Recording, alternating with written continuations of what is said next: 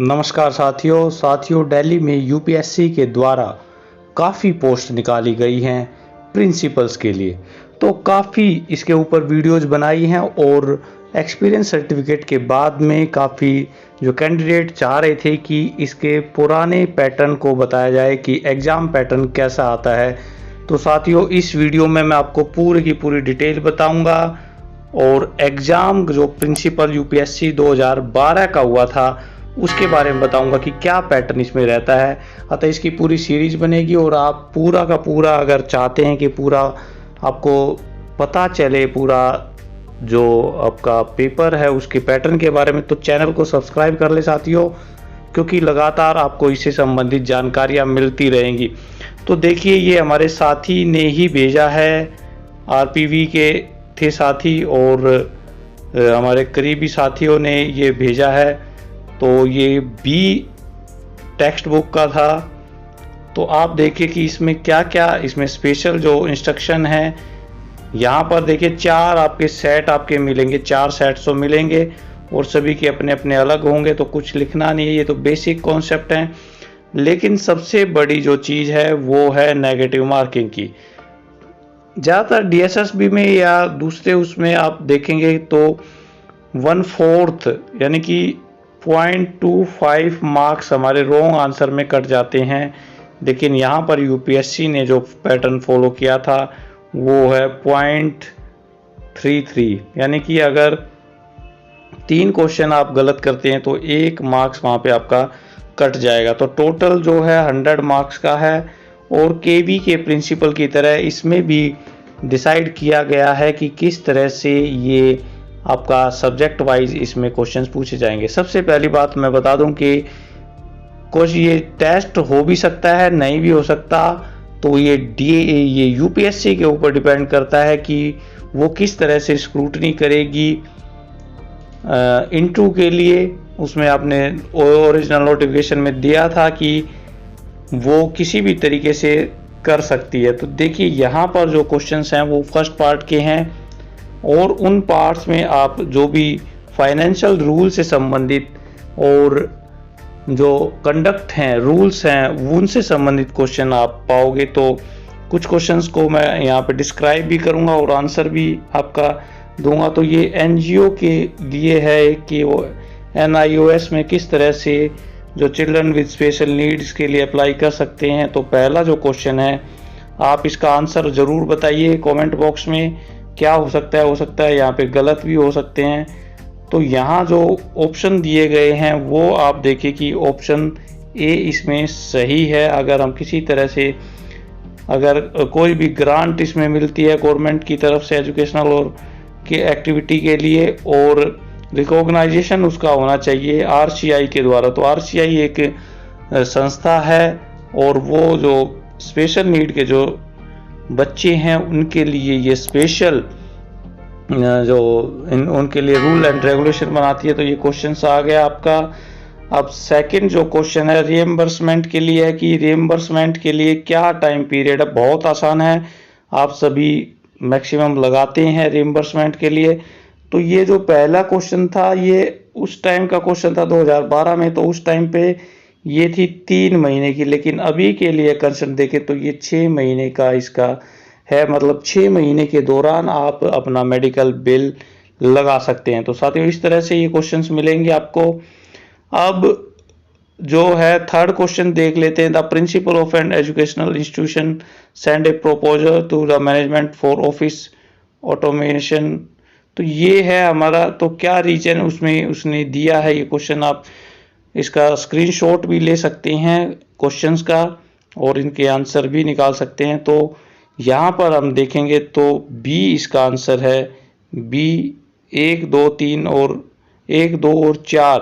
यहाँ पर हमारा जो 3 number 8 will help the faculty to be linked with the other on social network site, तो ये इसमें शामिल नहीं होगा। तो इस तरह के क्वेश्चंस आप पढ़ें, इनको अच्छी तरह से देखें, क्योंकि लेंदी लैंग्वेज है। यहाँ पर यूपीएससी के जो क्वेश्चन पेपर हैं लेंदी लैंग्वेज के लिए जाने जाते हैं और उसमें तुरंत आप एक मेमोरी बेस्ड नहीं, ये एप्लीकेशन बेस्ड क्वेश्चंस हैं। तो ये आप देखिए कि यहाँ पर आपका जो finance department for meeting day to day consistent expenditure of the institution, तो जो डे टू डे उसमें होता है एक्सपेंडिचर वो किस मद से होता है, तो इसका आंसर है इम्प्रेस्ड। ये आंसर है इसका, एक और टिक कर देते हैं। और आगे पांचवा जो क्वेश्चन है वो हम देखते हैं कि ये मैनेजमेंट के लिए है, कॉन्फिडेंशियल है कि periodical reading out of record starting the following reason. तो ये क्वेश्चंस देखिए और इसका आंसर हमारा रहेगा 2 और 3 का मिलाकर होगा। Record management would be efficient, cost of maintenance of record is kept to the minimum. तो ये उसका होना चाहिए क्वेश्चंस, इसका आंसर। अब अगला, ये इसके हिंदी वर्जन भी मिलेगा आपको ऐसे। तो यहाँ पर इस तरह के क्वेश्चंस हैं, इनको आप आसानी से समझ सकते हैं, हिंदी इंग्लिश में भी जो भी आपका है। तो इसमें कुछ काफ़ी जो वर्डिंग है वो काफ़ी क्रिटिकल दी है, मुश्किल वर्ड्स हैं, हिंदी में भी देखें या इंग्लिश में भी देखें। अब छठा जो क्वेश्चन है बहुत ही आसान है, आप देख सकते हैं कि फैमिली एमए जो है मेडिकल अटेंडेंट रूल्स जो हैं उसके अकॉर्डिंग ये क्वेश्चन पूछा गया है कि एमए में कौन हमारे जो शामिल हो सकते हैं।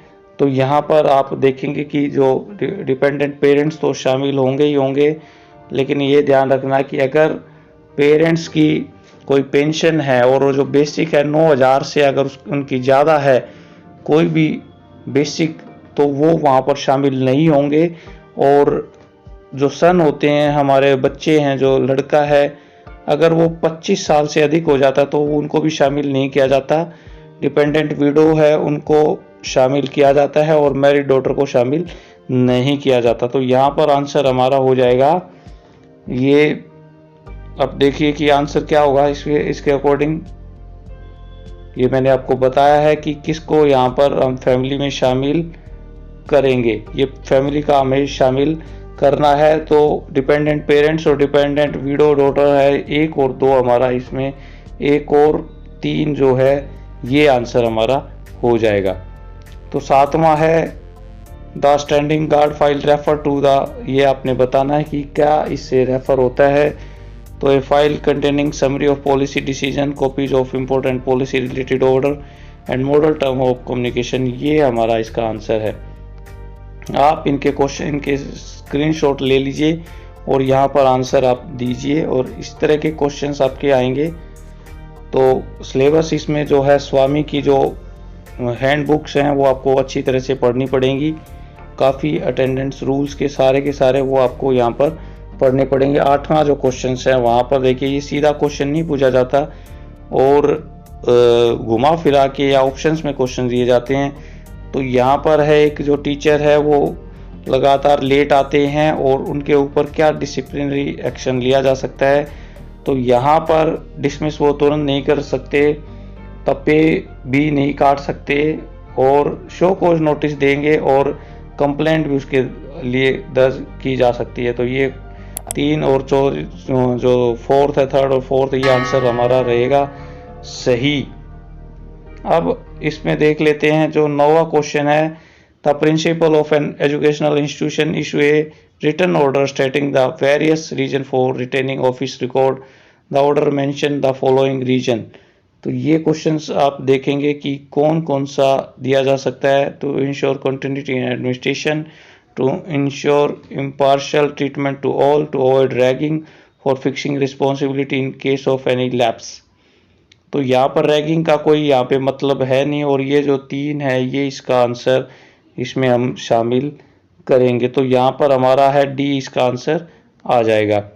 ए sanction to an advance of और a non refundable part withdrawal from provident fund unless renewed lapse on the expiry of 3 months। ये क्वेश्चन का आंसर है 3 months। तो इस तरह के क्वेश्चन हैं, ये 15 के करीब ये क्वेश्चन यहाँ पे दिए गए हैं और ये जो 11th क्वेश्चन है इसका जो आंसर आएगा वो डी है, चारों के चारों इसमें शामिल होंगे। अब हम देखेंगे कि जो क्वेश्चन हमारा है लीव ट्रैवल एलटीसी से संबंधित भी इसमें क्वेश्चन आएगा। तो एलटीसी में क्या क्या रूल्स हैं, जैसे कैश वाउचर का था इस बार, काफ़ी इम्पोर्टेंट है।